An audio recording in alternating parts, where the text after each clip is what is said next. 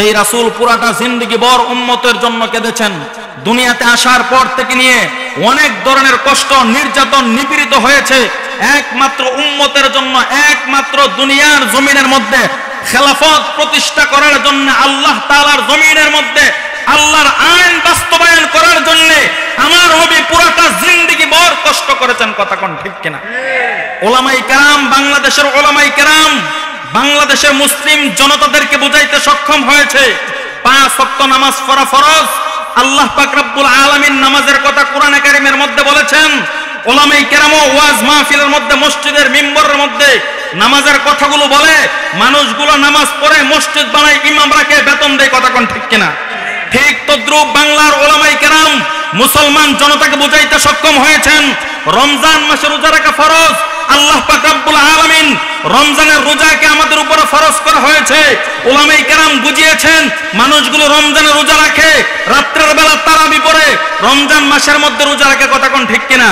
ঠিক তদ্রুপ সমস্ত ইবাদতগুলো ওলামায়ে কেরাম মানুষদেরকে বুঝিয়েছেন, মানুষগুলো বুঝতে সক্ষম হয়েছেন, মানুষগুলো আল্লাহ তাআলার হুকুমগুলো মানেন।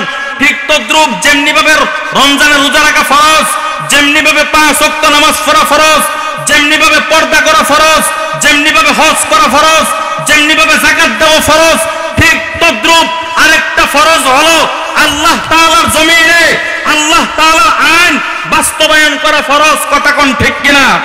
এই পৃথিবীর মালিক কে? আর আওয়াজ করে বলে মালিক কে? এই পৃথিবীর মালিক হলো আমার আল্লাহ। হুকুম চলবে কার? পৃথিবীর সুয়ের মাথা পরিমাণ জায়গার মালিক, সব কিছুর মালিক হলো আমার আল্লাহ।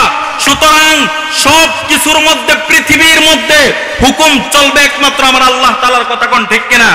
আমরা সবাই চেষ্টা করব আল্লাহ তাআলার জমিনে আল্লাহর আইন বাস্তবায়ন হতে হবে। কথা কোন ঠিক কিনা? কোরআনে কারীম এমন এক সংবিধান, the Holi Quran is the constitution of human life, যে কোরআন হয় মানব জাতির জন্য সংবিধান, যাতে রয়েছে নিখুঁত এবং নির্ভুল সমাধান। চিৎকার মেরে বলে আল্লাহু আকবার। এই কোরআনে কারীম দিয়ে যদি দেশ চলে, কোরআনে কারীম দিয়ে যদি রাষ্ট্র চলে, আমি কোরআন হাতে নিয়ে বলতে পারি দেশ থেকে চুরি ডাকাতি চলে যাবে। কথা কোন ঠিক কিনা? দেশ থেকে জেনা, রাহাজানি, যত ধরনের চাঁদাবাজি, টেন্ডারবাজি, সুদ, ঘুষ সব কিছু বন্ধ হয়ে যাবে। কথা কোন ঠিক কিনা? এই কোরআনে কারীম দুনিয়াতে নাজিল করার আল্লাহ পাক রব্বুল আলামিনের সবচাইতে বড় মাকসাদ হলো কোরআন দিয়ে দেশ পরিচালিত হবে। নিজের ব্যক্তিগত জীবন থেকে শুরু করে রাষ্ট্রীয় জীবন পর্যন্ত প্রত্যেকটা ক্ষেত্রে আল্লাহ তাআলার হুকুম দিয়ে রাষ্ট্র পরিচালিত হতে হবে। কথা কোন ঠিক কিনা? আল্লাহ তাআলার দরবারে শুকরিয়া আদায় করি, আল্লাহ তাআলার দরবারে কোটি কোটি বার শুকরিয়া আদায় করি। দেশ কিন্তু এখন আগের মতো নাই। বাংলাদেশ স্বাধীন হয়ে গেছে, স্বৈরাচার সরকার দেশ থেকে পালাইতে বাধ্য হয়েছে। সুতরাং এই সুযোগে আমি আপনি সবাই চাইবো দেশের মধ্যে যেন ইসলামী হুকুমত কায়েম হয়। আমরা সবাই চাই কি চাই না? আমরা চাই কোরআন দিয়ে রাষ্ট্রটা পরিচালিত হোক। আমরা দেখেছি স্বাধীনের পর থেকে এই পর্যন্ত রাষ্ট্র পরিচালিত হয়েছে জেল, জুলুম, নির্যাতন, নিপীড়ন, ওলামায়ে কেরামদেরকে জেলের ভিতর বন্দী করেছে। আল্লামা মামুনুল হক সাহেব থেকে শুরু করে প্রত্যেকটা হক্কানি, রব্বানি ওলামায়ে কেরামদেরকে জেলের ভিতরে রেখেছে, সেলের ভিতরে রেখেছে। ওলামায়ে কেরামদেরকে বন্দী করে যখন তারা কোর্টের মধ্যে উঠিয়েছে, আমরা দেখেছি হাতের মধ্যে বেরি, কোমরের মধ্যে বেরি, পায়ের মধ্যে ডান্ডা বেরি, মাথার মধ্যে হ্যামলেট, বুকের মধ্যে ব্লাড প্রুফ জ্যাকেট পরিয়ে তারা আদালতের মধ্যে উঠেছে। যেইভাবে মনে চায় সেইভাবেই ওলামায়ে কেরামদেরকে নির্যাতন করেছে।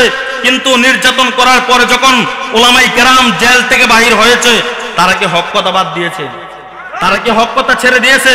যেই দিন থেকে ওলামায়ে কেরাম জেল থেকে ছাড়া পেয়েছে, সেই দিন থেকে আবার হক কথা বলা শুরু করেছে।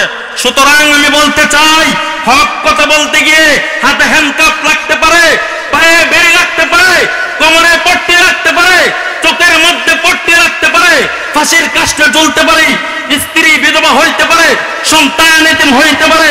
তারপরও দুনিয়াতে যতদিন থাকবো আল্লাহর জমিনে আল্লাহর আইন বাস্তবায়নের কথাগুলো বলতে হবে। কথা কোন ঠিক কিনা? আল্লাহ তাআলা কবুল করুক, সকল বলে আল্লাহুম্মা আমিন। এখন আসেন সম্মানিত উপস্থিতি, ভালো লাগতেছে না খারাপ লাগতেছে? আলোচনা চলবে কিছুক্ষণ সময় ইনশাআল্লাহ। আমার টাইম আধা ঘন্টা সময়, আধা ঘন্টার ভিতরে ইনশাআল্লাহ আমার আলোচনা গুছিয়ে ফেলবো। আল্লাহ তাআলা যেন আমাকে ইখলাসের সাথে আমলের নিয়তে কথাগুলো বলার এবং আপনাদিগকে যেন আমলের নিয়ত কথাগুলো শ্রবণ করার তৌফিক দান করে সকলে বলে আল্লাহুম্মা আমিন। ভাইরা আমার, প্রতিদিন আলোচনা হয়, আলোচনা হলে কি হবে? আমাদের কোনো পরিবর্তন নাই। আলোচনা শুনি মজার নিয়তে, অন্তরের মধ্যে যতক্ষণ শুনতেছি ততক্ষণ মজা লাগতেছে। আলোচনা শেষ, যেই রাসূল পুরাটা জিন্দেগি ভর উম্মতের জন্য কেঁদেছেন, দুনিয়াতে আসার পর থেকে নিয়ে অনেক ধরনের কষ্ট, নির্যাতন, নিপীড়িত হয়েছে, একমাত্র উম্মতের জন্য, একমাত্র দুনিয়ার জমিনের মধ্যে খেলাফত প্রতিষ্ঠা করার জন্য, আল্লাহ তাআলার জমিনের মধ্যে আল্লাহর আইন বাস্তবায়ন করার জন্য আমার নবী পুরাটা জিন্দেগি ভর কষ্ট করেছেন। কথা কোন ঠিক কিনা? ওলামায়ে কেরাম, বাংলাদেশের ওলামায়ে কেরাম বাংলাদেশের মুসলিম জনতাদেরকে বুঝাইতে সক্ষম হয়েছে 5 ওয়াক্ত নামাজ পড়া ফরজ। আল্লাহ পাক রব্বুল আলামিন নামাজের কথা কোরআনে কারীমের মধ্যে বলেছেন। ওলামায়ে কেরাম ওয়াজ মাহফিলের মধ্যে, মসজিদের মিম্বরের মধ্যে নামাজের কথাগুলো বলে, মানুষগুলো নামাজ পড়ে, মসজিদ বানায়, ইমামরাকে বেতন দেয়। কথা কোন ঠিক কিনা? ঠিক তদ্রুপ বাংলার ওলামায়ে কেরাম মুসলমান জনতাকে বুঝাইতে সক্ষম হয়েছেন রমজান মাসে রোজা রাখা ফরজ। আল্লাহ পাক রব্বুল আলামিন রমজানের রোজাকে আমাদের উপরে ফরজ করা হয়েছে। উলামায়ে কেরাম বুঝিয়েছেন মানুষগুলো রমজানের রোজা রাখে, রাত্রের বেলা তারাবি পড়ে, রমজান মাসের মধ্যে রোজা রাখে। কথা কোন ঠিক কিনা? ঠিক তদ্রুপ সমস্ত ইবাদতগুলো উলামায়ে কেরাম মানুষদেরকে বুঝিয়েছেন, মানুষগুলো বুঝতে সক্ষম হয়েছেন, মানুষগুলো আল্লাহ তাআলার হুকুমগুলো মানেন। ঠিক তদ্রুপ যেমনি ভাবে রমজানের রোজা রাখা ফরজ, যেমনি ভাবে 5 ওয়াক্ত নামাজ পড়া ফরজ, যেমনি ভাবে পর্দা করা ফরজ, যেমনি ভাবে হজ করা ফরজ, যেমনি ভাবে যাকাত দেওয়া ফরজ, ঠিক তদ্রুপ আরেকটা ফরজ হলো আল্লাহ তাআলার জমিনে আল্লাহ তাআলার আইন বাস্তবায়ন করা ফরজ। কথা কোন ঠিক কিনা? এই পৃথিবীর মালিক কে? আর আওয়াজ করে বলি, মালিক কে? এই পৃথিবীর মালিক হলো আমার আল্লাহ। হুকুম চলবে কার? পৃথিবীর সুয়ের মাথা পরিমাণ জায়গার মালিক, সব কিছুর মালিক হলো আমার আল্লাহ। সুতরাং সব কিছুর মধ্যে, পৃথিবীর মধ্যে হুকুম চলবে একমাত্র আমার আল্লাহ তাআলার। কথা কোন ঠিক কিনা? আমরা সবাই চেষ্টা করব আল্লাহ তাআলার জমিনে আল্লাহর আইন বাস্তবায়ন হতে হবে। কথা কোন ঠিক কিনা? কোরআনে কারীম এমন এক সংবিধান, the holy Quran is the constitution of human life, যে কোরআন হয় মানব জাতির জন্য সংবিধান, যাতে রয়েছে নিখুঁত এবং নির্ভুল সমাধান। চিৎকার মেরে বলে আল্লাহু আকবার। এই কোরআনে কারীম দিয়ে যদি দেশ চলে, কোরআনে কারীম দিয়ে যদি রাষ্ট্র চলে, আমি কোরআন হাতে নিয়ে বলতে পারি দেশ থেকে চুরি ডাকাতি চলে যাবে। কথা কোন ঠিক কিনা? দেশ থেকে জেনা, রাহাজানি, যত ধরনের চাঁদাবাজি, টেন্ডারবাজি, সুদ, ঘুষ সব কিছু বন্ধ হয়ে যাবে। কথা কোন ঠিক কিনা? এই কোরআনে কারীম দুনিয়াতে নাজিল করার আল্লাহ পাক রব্বুল আলামিনের সবচাইতে বড় মাকসাদ হলো কোরআন দিয়ে দেশ পরিচালিত হবে। নিজের ব্যক্তিগত জীবন থেকে শুরু করে রাষ্ট্রীয় জীবন পর্যন্ত প্রত্যেকটা ক্ষেত্রে আল্লাহ তাআলার হুকুম দিয়ে রাষ্ট্র পরিচালিত হতে হবে। কথা কোন ঠিক কিনা? আল্লাহ তাআলার দরবারে শুকরিয়া আদায় করি, আল্লাহ তাআলার দরবারে কোটি কোটি বার শুকরিয়া আদায় করি। দেশ কিন্তু এখন আগের মতো নাই। বাংলাদেশ স্বাধীন হয়ে গেছে, স্বৈরাচার সরকার দেশ থেকে পালাইতে বাধ্য হয়েছে। সুতরাং এই সুযোগে আমি আপনি সবাই চাইবো দেশের মধ্যে যেন ইসলামী হুকুমত কায়েম হয়। আমরা সবাই চাই কি চাই না? আমরা চাই কোরআন দিয়ে রাষ্ট্রটা পরিচালিত হোক। আমরা দেখেছি স্বাধীনের পর থেকে এই পর্যন্ত রাষ্ট্র পরিচালিত হয়েছে জেল, জুলুম, নির্যাতন, নিপীড়ন, উলামায়ে কেরামদেরকে জেলের ভিতর বন্দী করেছে। আল্লামা মামুনুল হক সাহেব থেকে শুরু করে প্রত্যেকটা হক্কানি, রব্বানি উলামায়ে কেরামদেরকে জেলের ভিতরে রেখেছে, সেলের ভিতরে রেখেছে। উলামায়ে কেরামদেরকে বন্দী করে যখন তারা কোর্টের মধ্যে উঠিয়েছে, আমরা দেখেছি হাতের মধ্যে বেরি, কোমরের মধ্যে বেরি, পায়ের মধ্যে ডান্ডা বেরি, মাথার মধ্যে হেলমেট, বুকের মধ্যে ব্লাড প্রুফ জ্যাকেট পরিয়ে তারা আদালতের মধ্যে উঠেছে। যেইভাবে মনে চায় সেইভাবেই উলামায়ে কেরামদেরকে নির্যাতন করেছে। কিন্তু নির্যাতন করার পরে যখন উলামায়ে কেরাম জেল থেকে বাহির হয়েছে, তারা কি হক কথা বাদ দিয়েছে? তারা কি হক কথা ছেড়ে দিয়েছে? যেই দিন থেকে উলামায়ে কেরাম জেল থেকে ছাড়া পেয়েছে, সেই দিন থেকে আবার হক কথা বলা শুরু করেছে।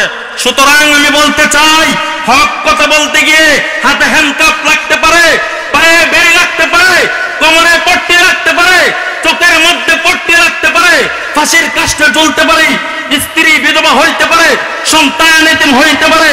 তারপরও দুনিয়াতে যতদিন থাকবো আল্লাহর জমিনে আল্লাহর আইন বাস্তবায়নের কথাগুলো বলতে হবে, কথা কোন ঠিক কিনা? আল্লাহ তাআলা কবুল করুক, সকল বলে আল্লাহুম্মা আমিন। এখন আসেন সম্মানিত উপস্থিতি, ভালো লাগতেছে না খারাপ লাগতেছে? আলোচনা চলবে কিছুক্ষণ সময় ইনশাআল্লাহ। আমার টাইম আধা ঘন্টা সময়, আধা ঘন্টার ভিতরে ইনশাআল্লাহ আমার আলোচনা গুছিয়ে ফেলবো। আল্লাহ তাআলা যেন আমাকে ইখলাসের সাথে আমলের নিয়তে কথাগুলো বলার এবং আপনাদিগকে যেন আমলের নিয়তে কথাগুলো শ্রবণ করার তৌফিক দান করে, সকলে বলে আল্লাহুম্মা আমিন। ভাইয়েরা আমার, প্রতিদিন আলোচনা হয়, আলোচনা হলে কি হবে? আমাদের কোনো পরিবর্তন নাই। আলোচনা শুনি মজার নিয়তে, অন্তরের মধ্যে যতক্ষণ শুনতেছি ততক্ষণ মজা লাগতেছে, আলোচনা শেষ মজা নাই, আমলের কোনো খবর নাই। এক লোক মাহফিলের প্যান্ডেলের মধ্যে বসে আলোচনা শুনছে। হুজুর বলছে পুরুষ হাঁটুর উপরে কাপড় উঠাইবা না। কিসের উপরে? হাঁটু পর্যন্ত ঘুরে রাখা ফরজ, হাঁটুর উপরে কাপড় উঠাইবা না। সে মাহফিল শেষ করে যখন বাড়িতে যাইবে, পথিমধ্যে একটা খাল পড়ছে, খাল চিনেননি? একটা খাল পড়ছে, খাল ফাইরিব কেমনে? ফাইরিব কেমনে চিন্তা করতেছে। ফাইরিতে গিয়া করছে এর কাপড় হাঁটুর উপর উঠাই লেছে।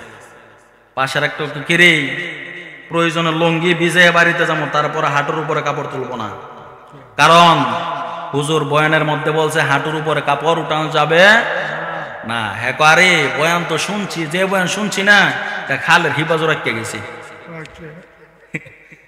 খালের হিবাজ নিতাম না ইওয়াজ, নাউজুবিল্লাহ বলে। এই আলোচনা শুনলে চলবে? চলবে না। আলোচনা শুনতে হবে একমাত্র খালেস দিলে, খালেস নিয়তে আলোচনা শুনতে হবে, ইখলাসের নিয়তে আলোচনা শুনতে হবে।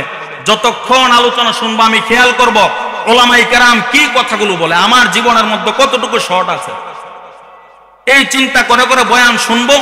দেখবেন প্রত্যেকটা সমাজ পরিবর্তন হয়ে যাবে। ওয়াজের দরকার নাই মিয়া। মসজিদের ইমাম সাহেব আলহামদুলিল্লাহ আমার পূর্বে অনেক চমৎকার আলোচনা করছে, শুনছি উনি নাকি আপনাদের পূর্বের ইমাম ছিল, সাবেক ইমাম সাহেব, চমৎকার আলোচনা করেছে। আমাদের ব্রাহ্মণবাড়িয়া থেকে বক্তা আনার দরকার নাই। আপনাদের উলামায়ে কেরাম, মসজিদের ইমাম সাহেব, খতিব সাহেব যেই পরিমাণ আলোচনা করে আলহামদুলিল্লাহ, আমল করলে এতটুকু যথেষ্ট, আমল করলে এতটুকু যথেষ্ট। সারা রাত্র বয়ান শুনতে পারবেন, কিন্তু আমল নাই, কোনো পরিবর্তন হবে? হবে না। এই জন্য বয়ান শুনতে হবে, কণ্ঠ সুন্দর হোক আর না হোক, দেখতে হবে উনি কি বলতেছে, কথাটার দিকে খেয়াল করবেন, সুরের দিকে না। হ্যাঁ, যদি বক্তার সুর থাকে আলহামদুলিল্লাহ সুর দেবে। সম্মানিত উপস্থিতি, আমি আপনাদের সম্মুখে সূরা মুদ্দাসসিরের 40 থেকে 47 নং আয়াত পর্যন্ত তেলাওয়াত করেছি। আমি আপনি দুনিয়ার মধ্যে যারাই আছি, পৃথিবীর জমিনে সমস্ত মানুষগুলো একমত, দুনিয়াতে আমি আপনি কেউ থাকবো না, কথা কোন ঠিক কিনা? অনেক মানুষ আছে আল্লাহ তাআলাকে বিশ্বাস করে না, নাউজুবিল্লাহ বলি। তারা বলে পৃথিবীটা এমনিতেই সৃষ্টি হয়েছে, সৃষ্টিকর্তা বলতে কোনো শব্দ নেই, নাউজুবিল্লাহ। কিন্তু পৃথিবীর জমিনে এমন একজন মানুষ পাইবেন না যেই ব্যক্তি বলবে আমি দুনিয়া থেকে বিদায় নেব না। সমস্ত মানুষগুলো একমত পোষণ করতেছে, সবাই বলতেছে এই দুনিয়া থাকার জায়গা না, এই দুনিয়া থেকে আমি একদিন চলে যাব। একটু খেয়াল করে দেখেন রে বাবা, আমি আমার আলোচনায় ঢুকে যাইতেছি। আমার সামনে আমার মা দুনিয়া থেকে চলে যায়, আমার সামনে আমার বাবা দুনিয়া থেকে চলে যায়, আমার আপনজনগুলি দুনিয়া থেকে চলে যায়। মারা যাওয়ার সাথে সাথে লোকটার দেহটা যদি খাটের উপরে থাকে, বাড়ির মানুষেরা বলবে তাড়াতাড়ি করে লাশটাকে ফ্লোরের মধ্যে নামাইয়া দিই, আর খাটের উপরে রাখা যাবে না, লাশটাকে ফ্লোর থেকে খাটের উপরে নামাইয়া দিই।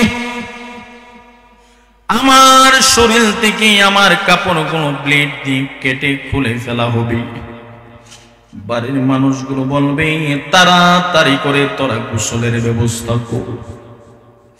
আমার আব্বাকে আমি কোনোদিন গোসল করাই নাই।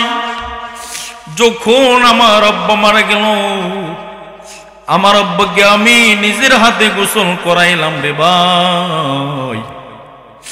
নিজের হাতে সাবান দিয়া ভালো করে গোসল করাইলাম, সাদা মার্কিন কাপড় পরাইয়া জনমের মতো কবরের মধ্যে শোয়া দিলাম। আর কোনদিন বাবার চেহারা আমি দেখতে পারবো না।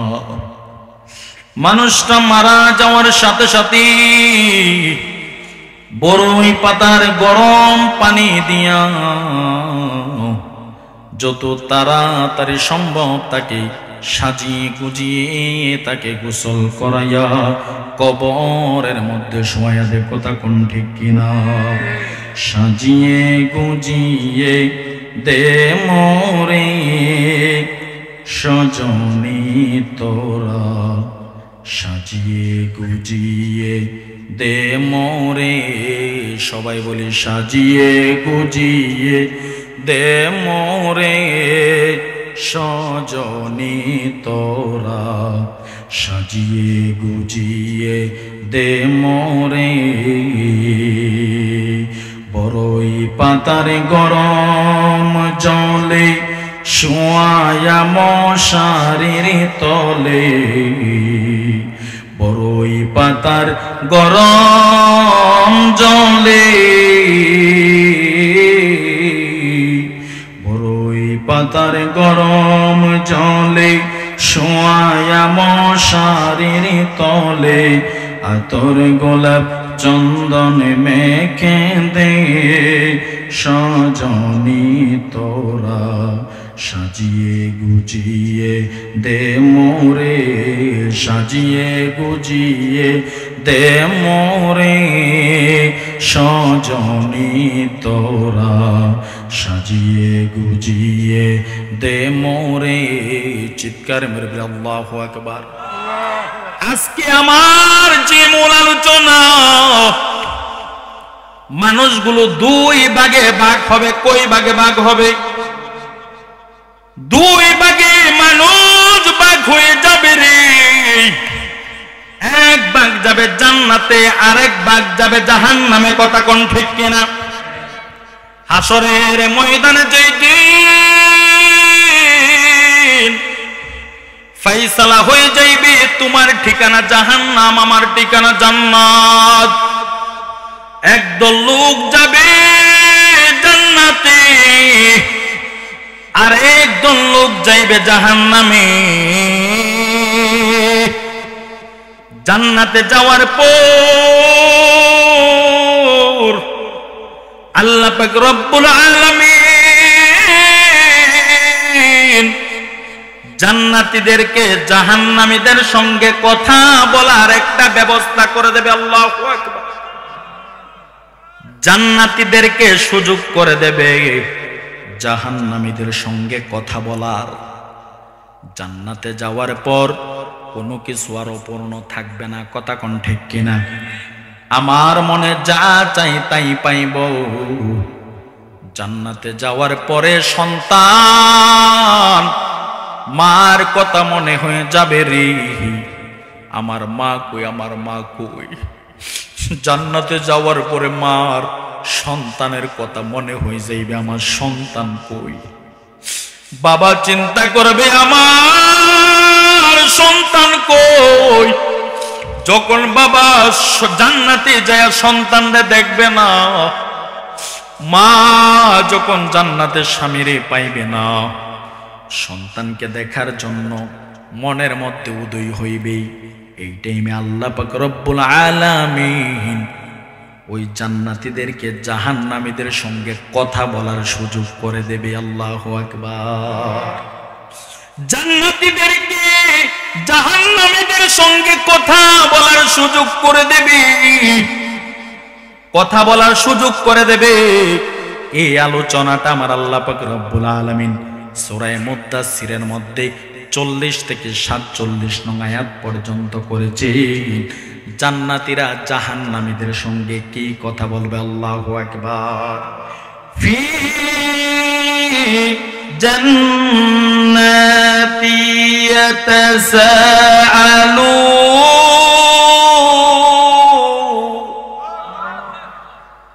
আনিল মুজরিমিন।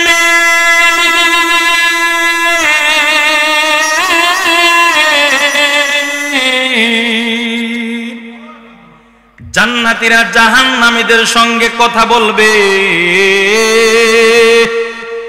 সর্বপ্রথম যে কথাটা বলবে রে,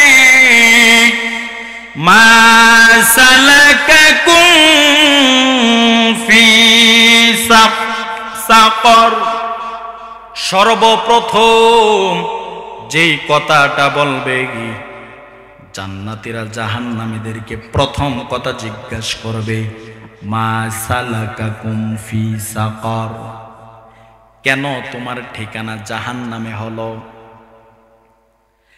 জান্নাতি বন্ধু, জান্নাতি বাবা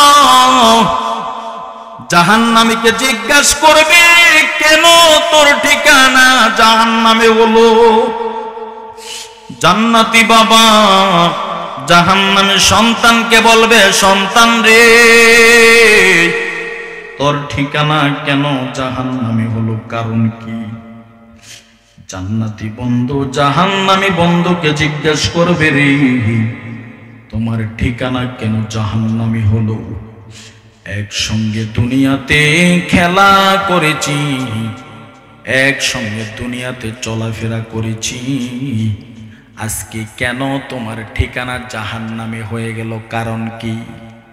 এই কথা বলার পরে জাহান্নামীরা উত্তর দেবে চারটা। কয়টা? জাহান্নামীরা উত্তর দেবে চারটা।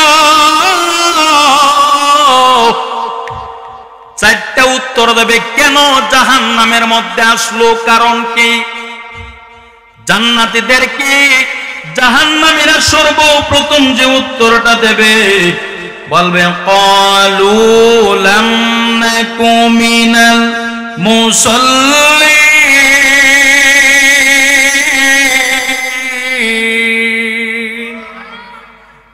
এক নাম্বার উত্তর দেবে, ক্বালু লাম নাকু মিনাল মুসাল্লিন। সর্বপ্রথম যে উত্তরটা দেবে, কেন তোমরা জাহান্নামে আসলা, এই কথার প্রথম উত্তরটাই বলবে, আমরা দুনিয়ার জমিনে নামাজি ছিলাম না। আল্লাহর রাসূল বলেন, আউয়ালু মা ইউহাসাবু বিহিল আবদু ইয়াউমাল কিয়ামাতিস সালাহ। সর্বপ্রথম হাসরের ময়দানে নামাজের হিসাব নেওয়া হবে। যদি আমার নামাজের হিসাবটা সুন্দর হয়ে যায়, সমস্ত হিসাবগুলো আমার সুন্দর হয়ে যাইবে।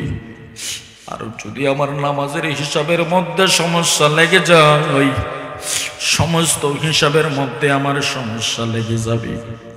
আল্লাহর রাসূল বলেন, হাসরের ময়দানে সবাই উলঙ্গ অবস্থায় দাঁড়াইবে। আম্মা জানা এসে বলে, ইয়া রাসূলুল্লাহ, নবী, সমস্ত মানুষকে হাসরের ময়দানে উলঙ্গ অবস্থায় দাঁড়াইবে, কেউ কি কারো দিকে তাকাইবে না?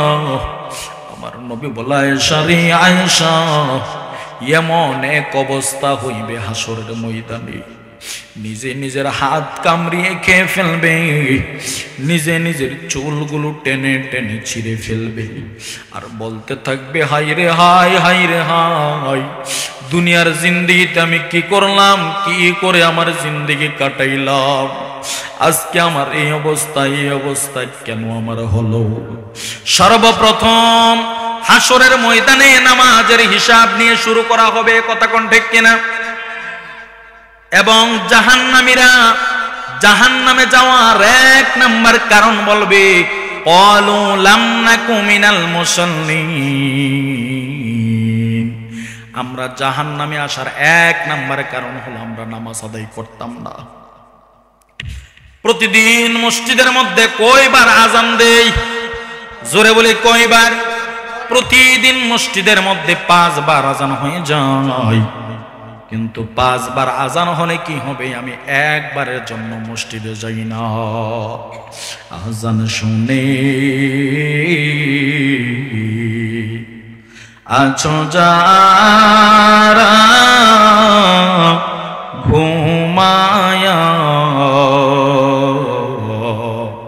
তাদের জন্যে কাঁদেন নবী মদিনায়, তাদের জন্যে কাঁদেন নবী মদিনায়। সেই নবীর জন্যে কি মায়া লাগে না, সেই নবীর জন্যে কি মায়া লাগে না। তোমার জন্যে কাঁদেন নবী মদিনায়, তোমার জন্যে কাঁদেন নবী মদিনায়। এ দুনিয়া মুসাফির খানা মন রে জানো না, সবাই বলি এই দুনিয়া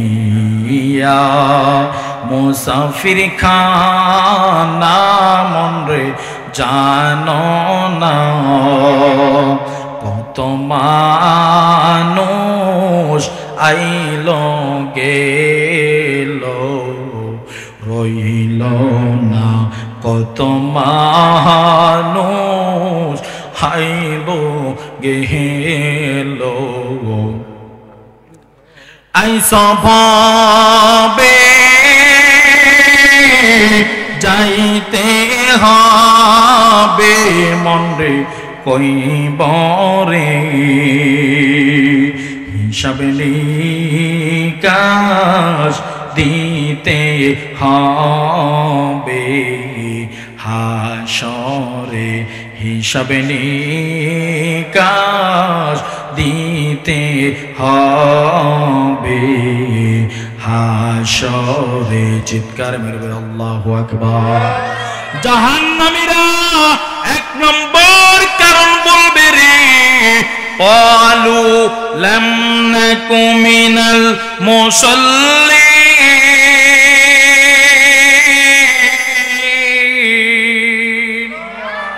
1 নম্বর কারণ বলবে আমরা নামাজি ছিলাম না। সবাই বলে কি ছিলাম না? নামাজি ছিলাম না। নামাজি কাকে বলে জানো নি? কাকে নামাজি বলে একটু শুনে নাও। রাজুলুন কলবুহু মুআল্লাকুম বিল মাসাজিদ, যেই ব্যক্তির অন্তরটা সর্বদা মসজিদের মধ্যে পড়ে থাকে।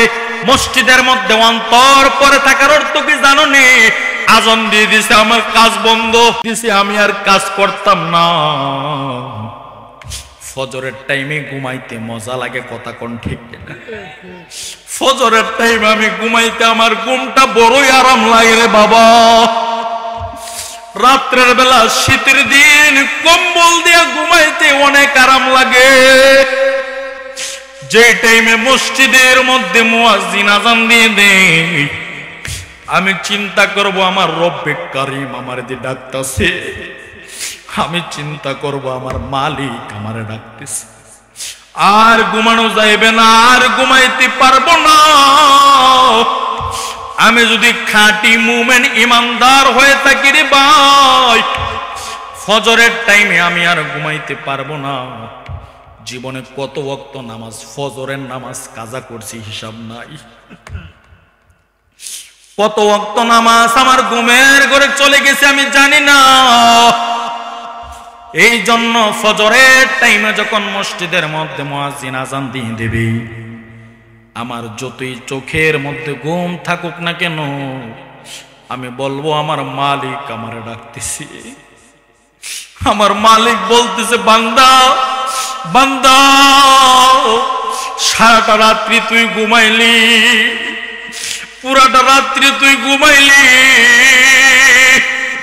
আমি রব্বে কারীম, রব্বে কারীম তোকে ডাক দিছি, আয় আয় বান্দা, আর ঘুমাস না, আর ঘুমাস না। আসসালাতু খায়রুম মিনান নাওম। আমি আপনার ডাক্তারের হুকুম মানি, কিন্তু আল্লাহর হুকুম মানে না। নাউজুবিল্লাহ পড়ি। সমাজের মধ্যে একটু আকুচা করে দেন। সমাজের মধ্যে অনেক মানুষ আছে, ডায়াবেটিস রোগী আছে না নাই? একটু উঁচা করে। অনেক ডায়াবেটিস রোগী আছে। ডায়াবেটিস রোগীদেরকে ডাক্তারে বলে দেয় সকালবেলা হাঁটাহাঁটি করার জন্যে, কিন্তু দেখা যায় সকালবেলা হাঁটার জন্য ঠিকই উঠে, কিন্তু রব্বে কারিম যে বলল ফজরের নামাজ আদায় করার জন্য, ফজরের নামাজ আদায় করতে ওঠে না। নাউজুবিল্লাহ পড়ি। এই জন্য আমি বলবো তুমি ডাক্তারের হুকুম মানো। ডাক্তার যদি হালাল খাবার নিষেধ করে তুমি খাও না, ডাক্তার যদি নিষেধ করে গরুর গোশত খাও না, তোমরা খাও না, কিন্তু আল্লাহ পাক রব্বুল আলামিন সুদকে হারাম করছে, সুদ খাইতে আরাম লাগে। নাউজুবিল্লাহ পড়ি। ডাক্তারের হুকুম মানো, আমার রব্বে কারিমের হুকুম মানো না। রাজুলুন কলবুহু মুআল্লাকুম বিল মাসাজিদ, যেই ব্যক্তির অন্তরটা সর্বদা মসজিদের মধ্যে পড়ে থাকে, ফজরের টাইমে আর ঘুমাইব না, মসজিদে চলে আসবো। কথা কোন ঠিক কিনা? ফজর পরে জমিনের মধ্যে ছড়ায়া পড়েন, কাজকর্ম করেন, রিজিকের তালাশ করেন, জুহর পর্যন্ত কাজ করেন। যেই মুহূর্তে দেখবেন জুহরের আজান হয়ে গেছে, কাজ বন্ধ, কাজকর্ম বন্ধ, ব্যবসা বাণিজ্য বন্ধ, ঘরের কাজ বন্ধ, ক্ষেতের কাজ বন্ধ, সব কিছু বন্ধ করিয়া আপনি জোহরের সালাত আদায় করার জন্য মসজিদের মধ্যে চলে আসবেন। যেই মাত্র দেখবেন আসরের টাইমে আজান দিয়ে দিয়েছে, আসরের টাইমে আপনি খেলাধুলা সব কিছু বন্ধ করিয়া মসজিদের মধ্যে আইসা আপনি নামাজের মধ্যে দাঁড়াইয়া যাইবেন। যেই মাত্র দেখবেন মাগরিবের আজান দিয়ে দিয়েছে, আপনি সমস্ত ব্যস্ততা বন্ধ করিয়া আপনি মসজিদে আইসা রব্বে কারীমের কুদরতি কদমের মধ্যে সাজদা দিয়ে দিবেন। যেই মাত্র দেখবেন এশারের আজান হয়ে গেছে, আপনার সব কিছু বন্ধ করিয়া আপনি মসজিদের মধ্যে চলে আসবেন। মসজিদে আসিয়া আমার রব্বে কারীমের কুদরতি কদমে সাজদা দিয়ে দিবেন। যদি 5 ওয়াক্ত নামাজ এইভাবে আপনি পড়তে পারেন, তাকেই বলা হয় রাজুলুন কলবুহু মুআল্লাকুম বিল মাসাজিদ। যেই ব্যক্তির অন্তরে সর্বদা মসজিদ থাকবে, আল্লাহর রাসূল বলেন 7 শ্রেণীর মানুষকে আল্লাহ তাআলা আরশের নিচে ছায়া দেবেন। 7 শ্রেণীর মধ্যে এক শ্রেণী হলো রাজুলুন কলবুহু মুআল্লাকুম বিল মাসাজিদ, যেই ব্যক্তির অন্তরের মধ্যে সর্বদা মসজিদ থাকে। সর্বদা মসজিদ থাকার অর্থ হলো আজান দিয়ে দিয়েছে, আমি মসজিদে চলে যাব। কথা কোন ঠিক কিনা? আর যদি পারেন, আপনার আমার সমস্যার অভাব নাই, শেষ নাই, অনেক অসুবিধার মধ্যে আমি আপনি আছি। আমার একটা মেয়ে আমি বিবাহ দিতে পারি না। আবার অনেক জায়গার মধ্যে দেখা যায় ঋণের বোঝাগুলো মাথার মধ্যে নিয়ে ঘুরি আসি না নাই, এই ঋণগুলো শেষ করতে পারি না, অনেক সমস্যার মধ্যে আমি আছি। রাত্র যখন গভীর হয়ে যাইবে রে, ঘুম থেকে উঠিয়া উজু বানায়া রব্বে কারীমের দরবারে সাজদার মধ্যে পড়ে যান। সাজদার মধ্যে পড়িয়া আপনি বলতে থাকেন, মালিকের কাছে আপনার জরুরতগুলো বলতে থাকে। আল্লাহ তাআলার কাছে বলবেন, মালিক, দুনিয়ার মধ্যে কত সমস্যা নিয়ে আমি ঘুরতেছি, আমার একটা মেয়ে উপযুক্ত হয়ে গেছে, আমি বিবাহ দিতে পারি না। ঋণের বোঝাগুলো মাথার মধ্যে নিয়ে আমি ঘুরি, আমার আপন ভাই পর্যন্ত আমাকে জিজ্ঞাসা করে না। রব্বে কারীম, আপনি আমার সমস্যাগুলো সমাধান করে দেন। যদি আপনি তাহাজ্জুদের নামাজ আদায় করিয়া 1 দিন 2 দিন 3 দিন 40 দিন বলতে পারেন, আমার রব্বে কারীম আপনার সমস্ত সমস্যাগুলো সমাধান করে দেবে। কারণ আল্লাহ পাক রব্বুল আলামিন হলেন রহমান, আল্লাহ তাআলা হলো গফফার। যত ধরনের সমস্যাই হোক না কেন, আল্লাহ পাক রব্বুল আলামিন আপনার আমার সমস্যার সমাধান করতে পারেনি। সারা জিন্দেগি ভর গুনাহ করেছি, এক সেকেন্ডের ভিতরে আমার আল্লাহ সমাধান করতে পারেনি। এমনও গুনাহ করেছি পৃথিবীর কোনো মানুষ জানে না, দুনিয়ার আমার মা জানে না, বাবা জানে না, পৃথিবীর কেউ জানে না আমার গুনাহের খবর। কিন্তু এত গুনাহ করার পরেও আমার রব্বে কারিম আমার খাবার বন্ধ করে নাই। এতগুলা গুনাহ করার পরেও আমার রব্বে কারিম এখনো পর্যন্ত আমাকে সুস্থ রেখেছেন।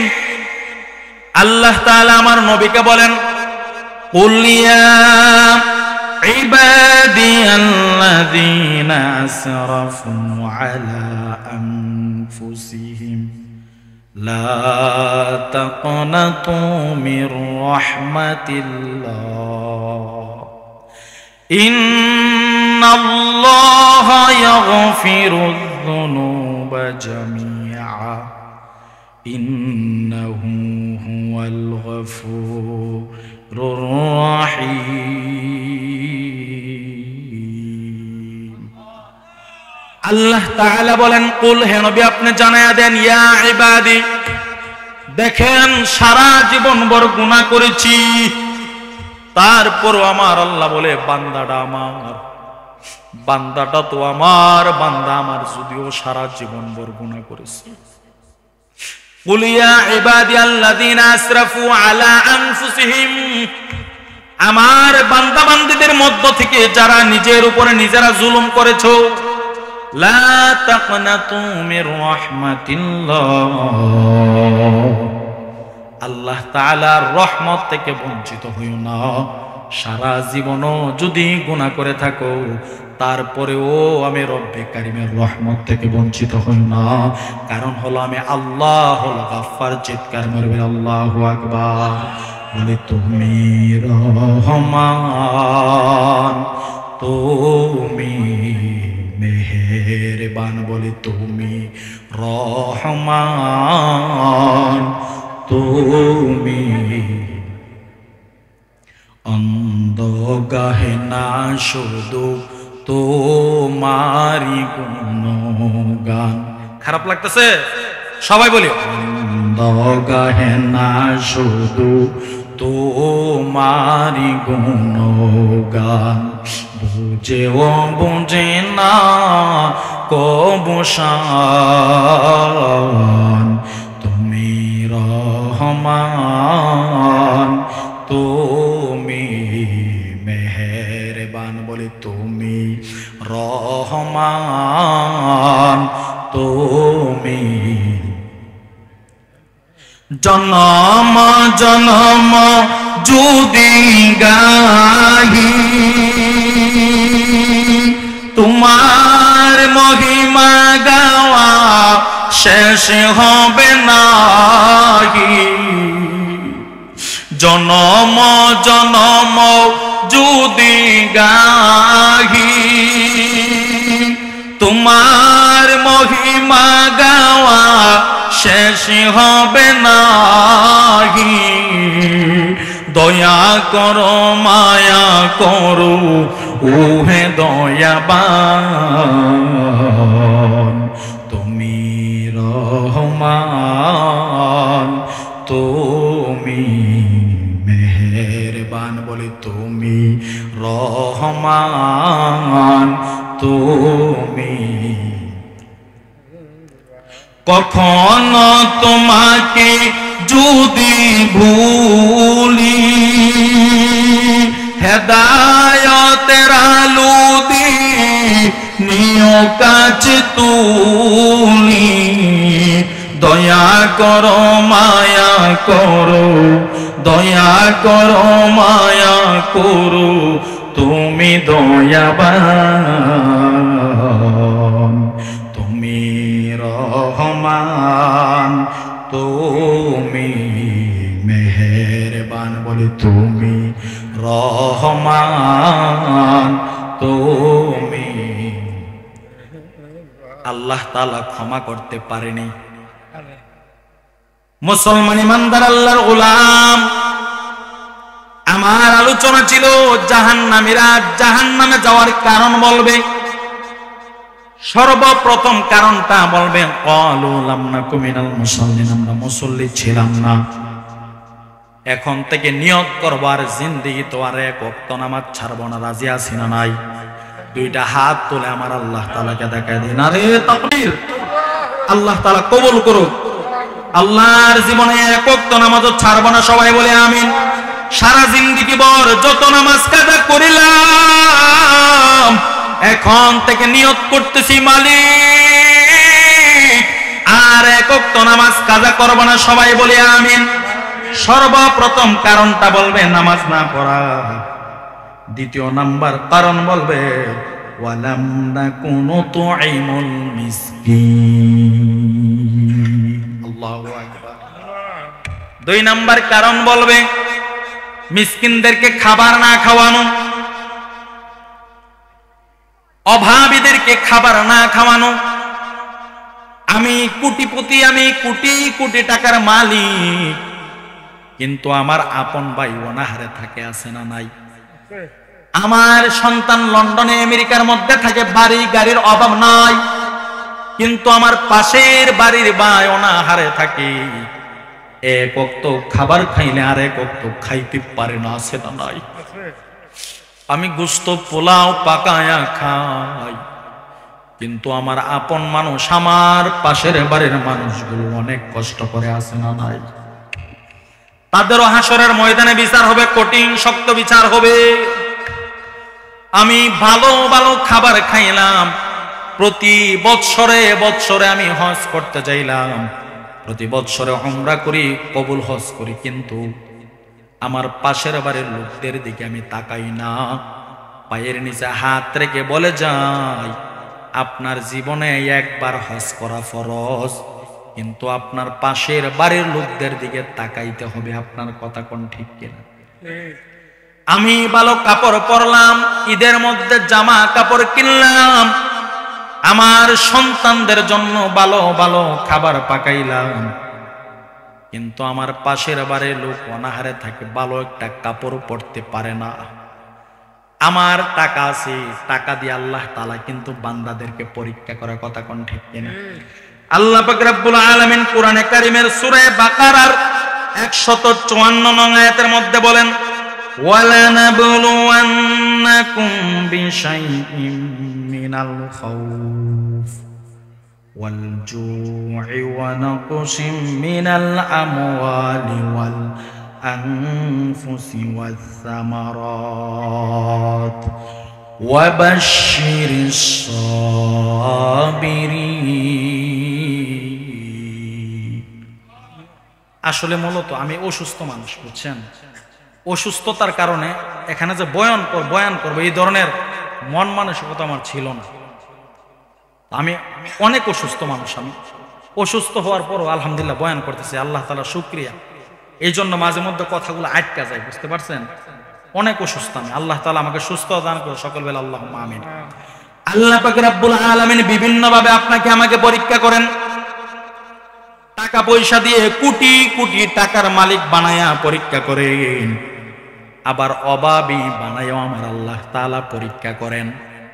কোটি টাকা দিয়া আল্লাহ তাআলা দেখেন রে, আমার বান্দানি দান সদকা করে, আমার বান্দানি যাকাত দেয়, আমার বান্দানি হজ করে, আমার বান্দানি তার আশেপাশের গরিবদের দিকে তাকায়। আবার দারিদ্রতা দিয়েও আমার আল্লাহ তাআলা পরীক্ষা করে। মূলত দুনিয়াটাই হলো পরীক্ষার হল। আল্লাহু আকবার বলি। আল্লাহ তাআলা তো বলেই দিয়েছেন, ওয়ালানাবলুওয়ান্নাকুম, অবশ্যই আমি তোমাদেরকে পরীক্ষা করব। ওয়ালানাবলুওয়ান্নাকুম বিশাইইম মিনাল খাউফ, প্রথমত তোমাদেরকে আমি ভয় দিয়ে পরীক্ষা করব রে, ভয় দিয়ে পরীক্ষা করব। ওয়াল জু', ক্ষুধা দিয়েও তোমাদেরকে আমি পরীক্ষা করব। ভয় দিয়ে পরীক্ষা করব, ক্ষুধা দিয়ে আমি পরীক্ষা করব। ক্ষুধা দিয়ে নবী রাসূল পর্যন্ত পরীক্ষিত হয়েছে, কথা কোন ঠিক কিনা?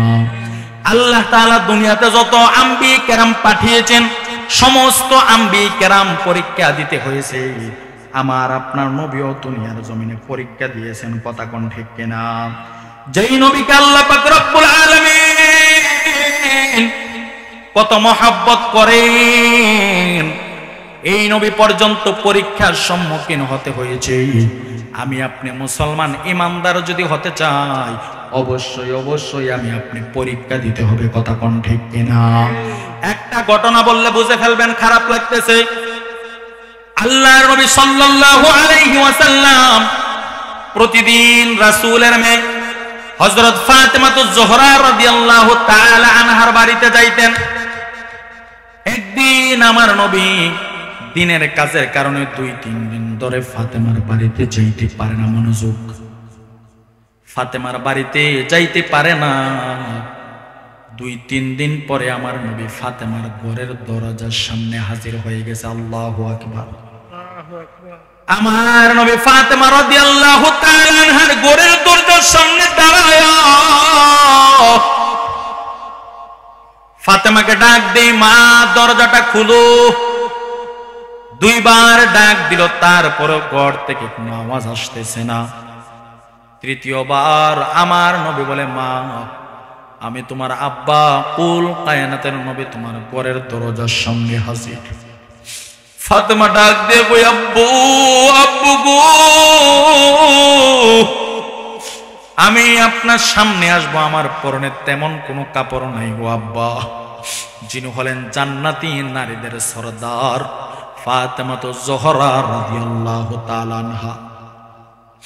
হযরতে ফাতেমা রাদিয়াল্লাহু তাআলা আনহার এই কথা শোনার পর আমার নবী নিজের চাদর মুবারকখানা জানালা দিয়া দিলেন, মাই কাপড়টা পরিয়া আমার সামনে তুমি আসো। ফাতেমাতুজ জোহরা রাদিয়াল্লাহু তাআলা আনহা চাদরখানা শরীরের মধ্যে লাগায়া নবীর সামনে এসে হাজির হয়ে গেলেন। আমার নবী তাকায়া দেখে ফাতেমার চেহারাটা মলিন দেখা যায়। ফাতেমার চক্ষুগুলো গর্তের ভিতরে যেন ঢুকে গেছে। আমার নবী বলে, ফাতেমা রে ফাতেমা, তোমার চেহারাটা কেন মলিন দেখা যায়, তার কারণ কি? কই দিন ধরে তুমি খাবার খাও না, তার কারণ কি?